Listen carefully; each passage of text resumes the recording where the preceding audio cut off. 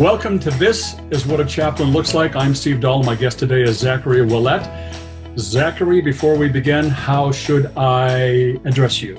Zach? Yeah, if you call me Zachary, I will assume that you're my mom and that I'm in trouble.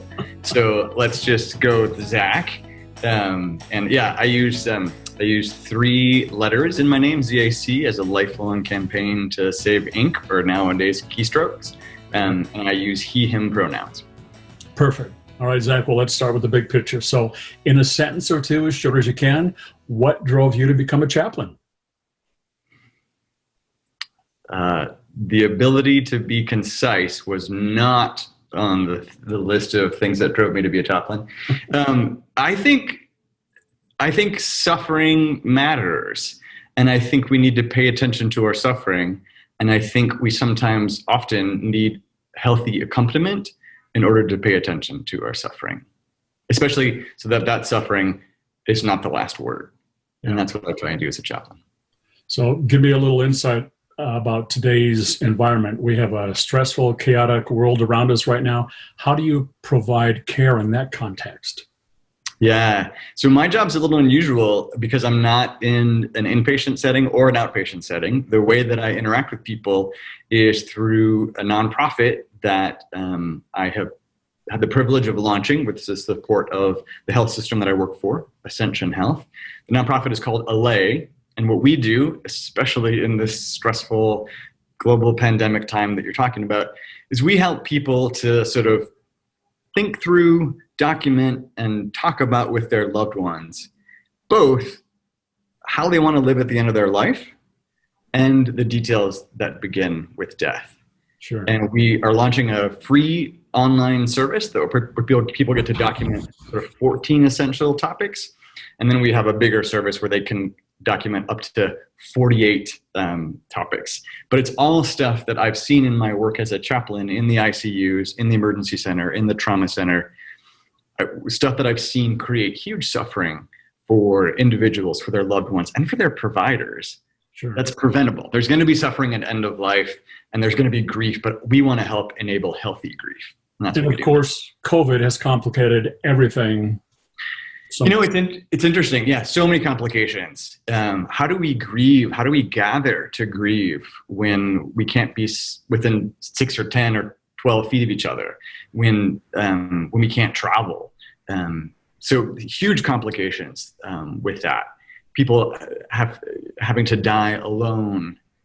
They can't have someone holding their hand because of risk infection.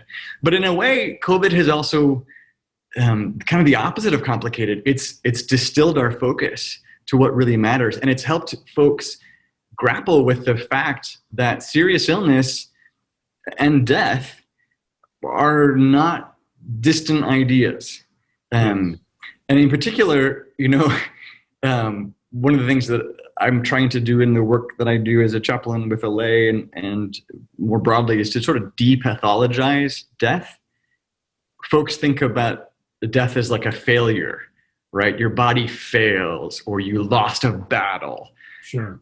The truth is, we're all going to have a death, and we can prepare as best we can for that so that it's a good experience for us and a good experience for those we care about, or we can keep it at arm's length. And if we do so, we're probably setting ourselves up for not as good an experience for us and our loved ones. It's an inevitable thing. We're all going through this at some point. Yeah. One of the charts that a palliative care doc that I like shares is it's the classic PowerPoint, and it shows the data that we have for the last 400 or so years, mostly from Europe, of life expectancy. And it has significantly gone up in the last 400 years. And then he superimposes on that same chart the death rate, which is still at exactly 100%. So, we act like we're chipping away at that as well, and we're not. And frankly, I don't want to live forever. I am glad that every day is the only day of that day I get to live. And I think it's drawing near to the reality of death and shaking hands with the reality of death that helps me live this day that way. So Zac, your role as a chaplain sounds like it's evolved over time with your career, and you're in a leadership position now, and you're doing a lot of different things. What's one thing that people would be surprised to hear that you do that they would not expect you to be doing? Yeah, The first thing that came to mind, Steve, is laugh. So back before work from home was the norm, LA had a tiny little office, and we rented a space from this Episcopal church so close that I could actually walk to it. Yeah. And the priest there, Reverend Ramona, was able to overhear some of what was going on in our office, an old church, kind of funky ventilation system. And one day she stopped us and she said to me and my two colleagues, you three sure do laugh a lot. And I think for a lot of folks don't know that chaplains have to have really good senses of humor to deal with the intensity of the things that we deal with. But also, like, when you stay grounded in the reality of the human experience, it's hard not to laugh. It's also hard not to cry.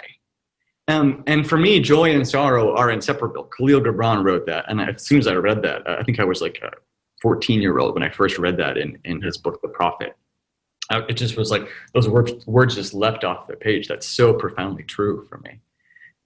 So yeah, to answer your question, what do we do? I laugh a lot. I also, obviously, people are always misconceiving that chaplains only deal with end of life. So when I was in the emergency room, the trauma center, the ICUs, I was always saying, like, most of my patients are alive and stay alive.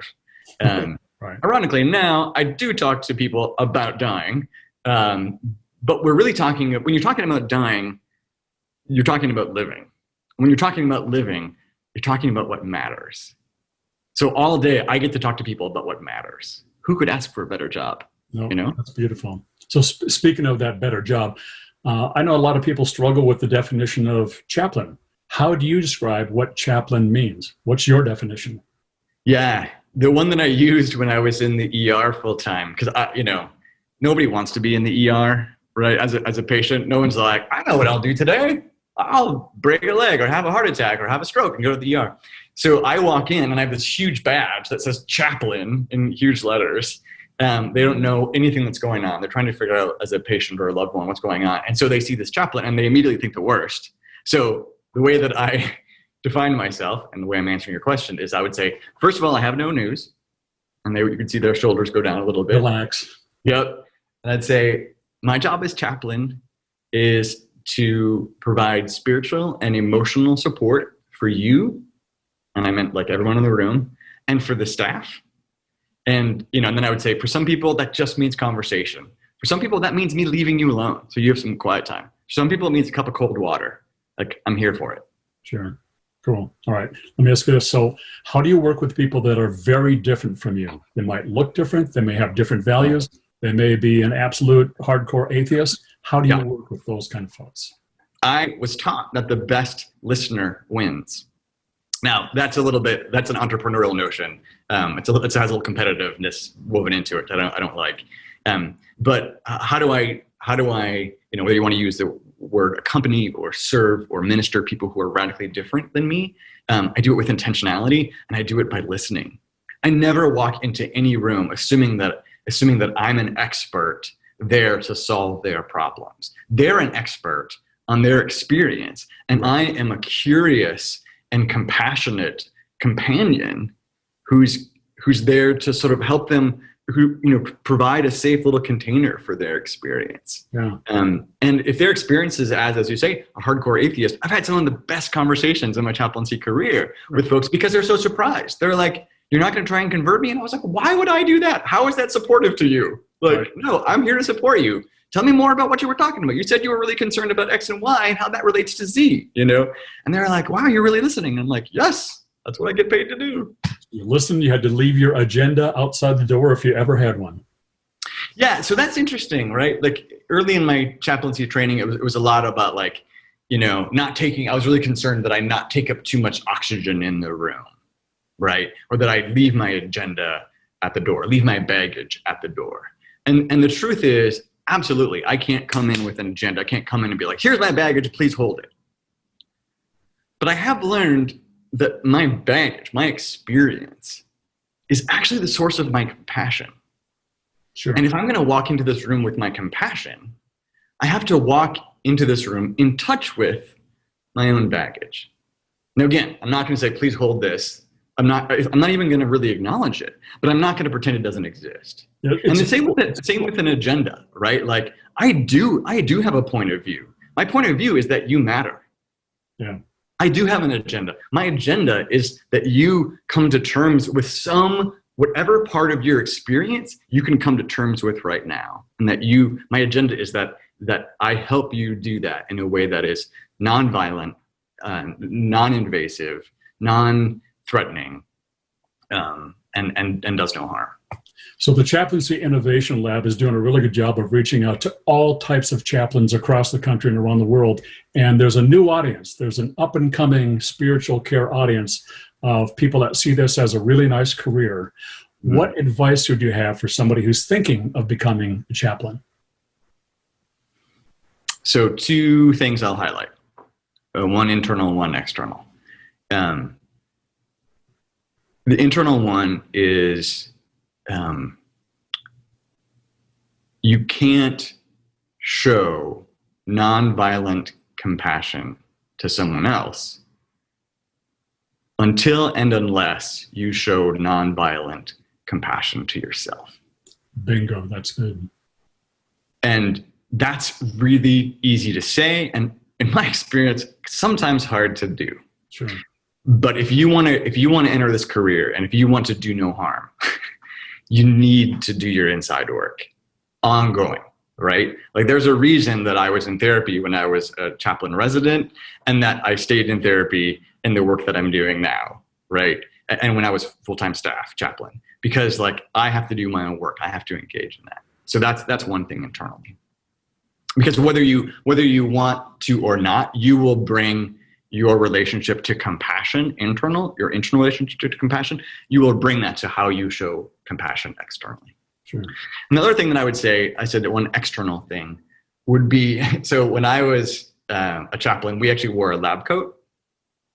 And it was great because I had a lot of pockets, because I needed a lot of pockets for all the things that I was carrying around, all the forms I might need, and clinics and et cetera, et cetera.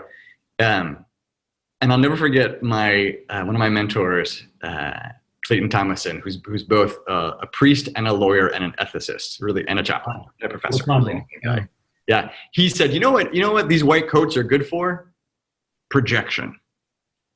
And that was helpful for me to realize that, like, I walk in with this white coat and people project all kinds of things onto me because I'm wearing one, because I'm a chaplain. They're going to project their last relationship with someone who was in that sort of pastoral role, whether that was a good experience, bad experience, or a middle of the road complex experience. They're going to project that onto me. And so I can't take that personally. And if someone kicks me out of the room, I have to be like, that was the best thing I could do for them. Give them the power to kick me out of the room and not take it personally. Yeah. So that's the external advice I would give. Yeah, that's good. I'm sure we could talk for hours on that. So, but that was very helpful. All right, one final question for this is what a chaplain looks like. So the question is, what inspires you to keep doing what you're doing? Yeah, again, 18 answers. The first thing that comes to mind is because the world as it is not yet the world as it needs to be. Like, I don't get to retire. There will come a day when I will be like, okay, I've handed it off to somebody else. But hopefully before that day, the world as it is will become the world as it needs to be. There is plenty of work to do, isn't there? Yeah. But also, like, another answer is that I'm nourished by this. To be able to see the human spirit's resilience, right? To be able to be with someone, whether it's in the first moments of their life, during a really hard moment in their life, or during the last moments of their life, to be able to have that privilege to be invited into those moments and see what resilience looks like for that person in that moment, that is incredibly edifying for me and incredibly animating. And yeah, that's what keeps me going. That's part of what keeps me going. It keeps me why I keep doing this work.